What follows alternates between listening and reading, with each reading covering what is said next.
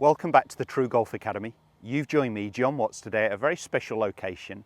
I'm out at the Forest of Arden Golf Club, and today's video is all going to be about the transition. So I'm going to show you how using a range bucket in your practice is going to really improve your leg action at the start of the downswing. Stay tuned to find out more.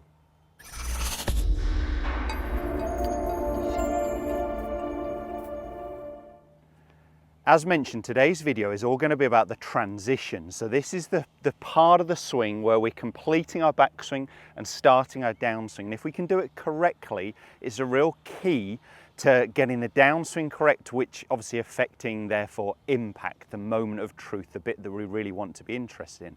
Now, I have filmed this video before showing this exercise, but it was a long time ago. And although a lot of the info is the same, I thought I'd take advantage of a lovely location, a bit of blue sky, more cameras now that I've got set up, and refilm this to really show this movement that I'm talking about. And it is a key area, and you may well have seen it on some other channels.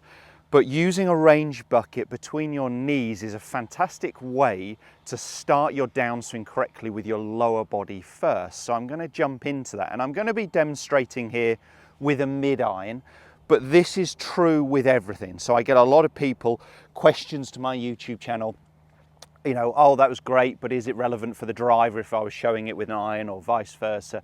It is relevant with anything. So this could be with any club. Now, if you are using a range bucket, these rounded shape are a lot more comfortable on your knees than the sort of squarer shaped buckets, but it could just be a football or something like that as well that you may well have handy.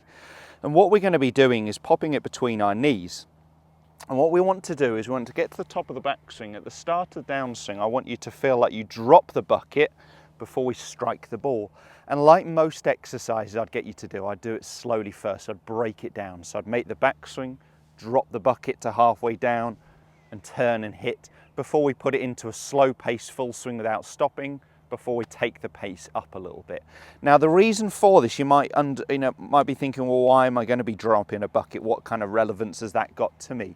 What we see with a lot of golfers wrongly is their hips sliding towards the target, often their trail foot coming up very, very early. They get ahead of it, and if they get ahead of it with their lower body and their upper body, they would take tremendous divots.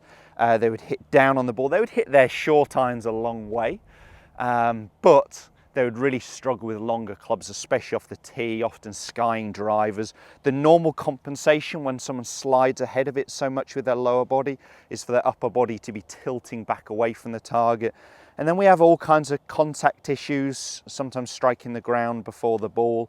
It's also not a very efficient way of swinging. So what we often see with that style of player when we look at their pressure is they move sort of too early into their lead legs. They might well be at 80-20 where I'd like them to be at the top of the backswing, favouring their trail foot, but they instantly move to 80-90% over here, and then they actually start leaning back, and by the time they hit the ball, they're closer to 50-50. So they're not really using the ground correctly, they're not generating as much force, they're definitely losing out on some speed as well. So what we're looking to try and do with this, in terms of a pressure point of view, is at the top of the backswing, I want to be feeling, or just before the completion of my backswing, but we won't worry about that, I want to be feeling about 80% on my trail foot, 20% onto my lead leg. So what I want you to try and do with this exercise is, in the transition, feel like we get to a stage where it feels closer now to 50-50, and we're gradually now moving into this lead side. Now, the reality is, without the bucket there and a bit of momentum, the shift is actually going to be even a little quicker than that. So we're going to be going from about 80% onto our back foot to 60-40, now favouring our front foot, 70, 80, 90 if we can. But these golfers that I see that are sliding too much with their lower body, getting that trail foot coming up far too early, they really want to feel like there is this 50-50 settle. I call it centering the hips. So I'm just talking about getting the hips back to their original position and quite level here before we can really turn into the ball. So let me jump into doing it. This is, as I said, a fantastic drill, and I think well worth you spending some time on the range doing this. If this is something you struggle with, as I said, using that range bucket, just popping it between your knees in normal setup, And I'm just going to do a stopped one first. So I'm going to stop at the top.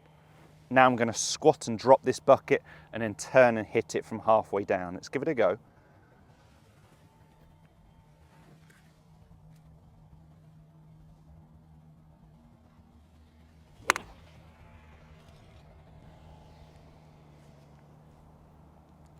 So now we've done that squat move that you'll have seen from that camera there, that settle movement before I turn into the ball. Now we're going to try and do one just at a slow pace.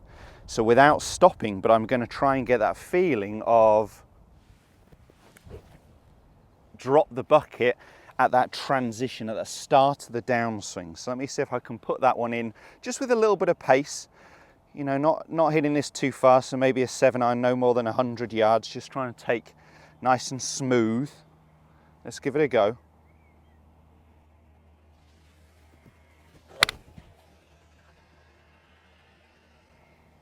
That felt very solid. I've actually probably hit it a little bit further than I was meaning to there, but contact felt great. Ball turf strike. I managed to get that feeling of dropping the bucket, creating some separation with my knees here before I turned into impact. So just simply using that range bucket in your practice is definitely going to help you if this is an area you struggle with. If you're a slider, if you notice that, that trail foot coming up too early in your transition, if you're struggling with contact or just not really generating enough speed, hitting the ball at the right time here, applying the force at the right time is really going to make a huge difference to your game. If you did enjoy the content video, make sure you give us a thumbs up. Do subscribe to the channel to show your support. New videos every Tuesday and Thursday at 5:30. Thanks guys, we'll see you soon.